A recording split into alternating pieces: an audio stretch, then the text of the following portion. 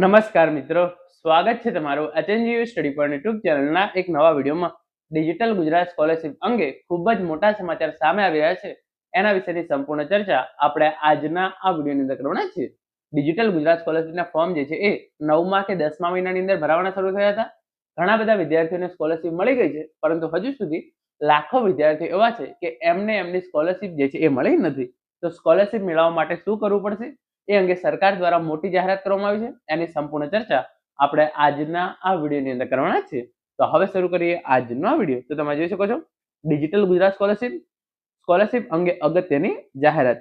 Post metric scholarship અને pre metric scholarship બંને માટે જે છે એ આ બાબત લાગુ પડે છે. એટલે કે તમે ધોરણ 1 થી 10 ની અંદર અભ્યાસ કરતા હોય તો તમને પ્રી મેટ્રિક સ્કોલરશિપ મળવાપાત્ર છે. એના માટે પણ જો તમને એ સ્કોલરશિપ પણ જો ના મળી હોય તો એના માટે પણ તમારે આ કરવું પડશે. અને તમે ધોરણ 12, ધોરણ 11-12 અને કોલેજની અંદર અભ્યાસ કરતા હોય તો તમારે જે છે એ પોસ્ટ મેટ્રિક સ્કોલરશિપ આવે છે. અને એ સ્કોલરશિપ મેળવવા માટે પણ તમારે આટલું જે છે એ ચોક્કસથી કરવું પડશે.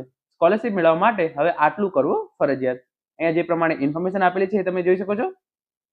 વારંવાર સૂચનાઓ છતાં હજુ પણ ઘણી શાળાઓમાં ઈ કેવાયસી બાકી. શિષ્યવૃત્તિના નાણાં મેળવવા શાળાઓના આધાર બેઝ બાયોમેટ્રિક ફરજિયાત. તમે જોઈ શકો છો, સ્કોલરશિપ મેળવવા માટે શાળાઓના આધાર બેઝ બાયોમેટ્રિક જે છે એ ફરજિયાત છે. બાયોમેટ્રિકની કામગીરી યુદ્ધના ધોરણે પૂર્ણ કરવા માટે જે છે એ શાળાઓને સૂચના આપવામાં આવેલી છે. તો અહીંયા જે છે એ વિગતવાર ઇન્ફોર્મેશન હું તમને આપું. સરકારની પ્રી મેટ્રિક અને પોસ્ટ મેટ્રિક શિષ્યવૃત્તિ યોજનામાં ગેરરીતિ અટકાવવા અને પારદર્શિતા લાવવા માટે હવે આધાર બેઝ બાયોમેટ્રિક ઈ કેવાયસી ફરજિયાત કરવામાં આવે છે. આધાર બેઝ બાયોમેટ્રિકની કામગીરી યુદ્ધના ધોરણે પૂર્ણ કરવા જિલ્લા શિક્ષણ અધિકારી દ્વારા શાળાઓને સૂચના આપવામાં આવી છે.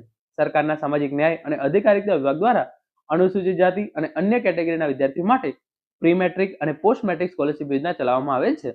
આ યોજના હેઠળ મળતા લાભો સીધા પાત્રતા ધરાવતા વિદ્યાર્થીઓ સુધી પહોંચે તે માટે સરકાર દ્વારા હવે શાળા કે સંસ્થા અને વિદ્યાર્થીઓનું બંનેનું જે છે એ આધાર આધારિત બાયોમેટ્રિક વેરિફિકેશન કરાવવું અનિવાર્ય બનાવવામાં આવ્યું છે. જેને લઈને જિલ્લા શિક્ષણ અધિકારી કચેરી સુરત દ્વારા શાળાઓને પરિપત્ર કરી ઈ કેવાયસીની કામગીરી તાત્કાલિક ધોરણે પૂર્ણ કરવા સૂચના આપવામાં આવી છે.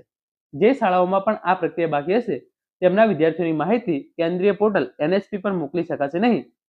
ઉલ્લેખનીય છે કે હાલમાં રેશન કાર્ડમાં ડેટાબેઝ મારફતે ડિજિટલ ગુજરાત પોર્ટલ પર વિદ્યાર્થીઓનું ઈ કેવાયસી કરવાની પ્રક્રિયા ચાલી રહી છે. જે શાળાઓ કે સંસ્થાનું ઈ કેવાયસી પૂર્ણ થયું હશે માત્ર તેવી શાળાઓના વિદ્યાર્થીની માહિતી કેન્દ્ર સરકારના ફાળાની શિષ્યવૃત્તિ મેળવવા માટે NSP પોર્ટલ પર મોકલી શકાશે. અનુસૂચિત જાતિ કલ્યાણ વિભાગ દ્વારા વારંવાર સૂચનાઓ આપવા છતાં હજુ સુધી ઘણી બધી શાળાઓમાં ઈ કેવાયસી બાકી હોવાનું સામે આવ્યું છે. જેને લઈને તાત્કાલિક ધોરણે કામગીરી પૂર્ણ કરવા માટે શાળાઓના આચાર્યોને સૂચના આપવામાં આવી છે. તો તમારી શાળાનું જે આધાર બેઝ ઈ કેવાયસી બાકી હશે તો પણ તમને જે છે એ સ્કોલરશિપ મળશે નહીં. તો તમારી શાળા કે કોલેજનું ઈ કેવાયસી થયેલું હોય તમારે જે છે એ નક્કી કરાવી લેવાનું છે, તો જ તમને જે છે એ તમારી સ્કોલરશિપ મળવા પાત્ર રહેશે. બાકી તમને તમારી સ્કોલરશિપ મળશે નહીં. તો ઘણા બધા વિદ્યાર્થીઓને એવો પ્રશ્ન હતો કે અમારી સ્કોલરશિપ જે છે એ હજુ સુધી નથી આવી, તો ક્યારે આવશે?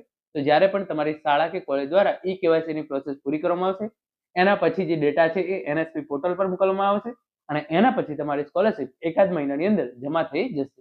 Thank you so much for watching.